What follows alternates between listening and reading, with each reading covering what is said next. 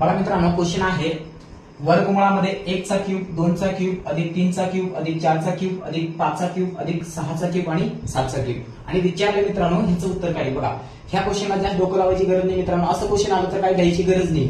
तुम्हाला काय करायचं बघा, हे शेवटी काय दिसतोय 7 दिसतोय का. 7 आहे, यापुढे काय आहे बघा 8 आहे. 7 आणि 8 चा गुणाकार किती 56. 56 लिहायचं आणि 56 चे अर्धे किती रे बघा 28. मग मला सांगा 28 या पर्यायामध्ये कुठे दिलंय, पर्याय क्रमांक सी.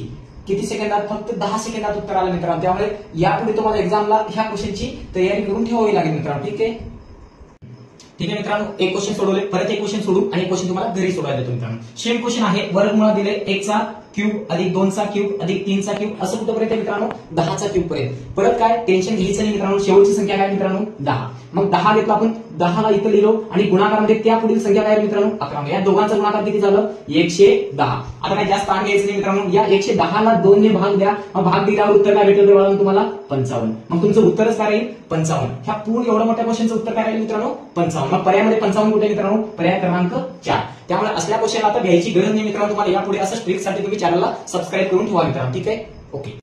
ठीक आहे मित्रांनो, हा क्वेश्चन तुम्ही सोडवा आणि कमेंट बॉक्स मध्ये तुम्ही आन्सर सोडा मित्रांनो. ठीक आहे, अशा ट्रिक साठी तुम्ही काय करा, चॅनलला सबस्क्राईब आणि तुम्हाला काय नोटिफिकेशन पण येत जाईल मित्रांनो. त्यासाठी तुम्ही काय करा, नवनवीन ट्रिक साठी चॅनलला सबस्क्राईब करून ठेवा मित्रांनो. ठीक आहे, ओके, बाय.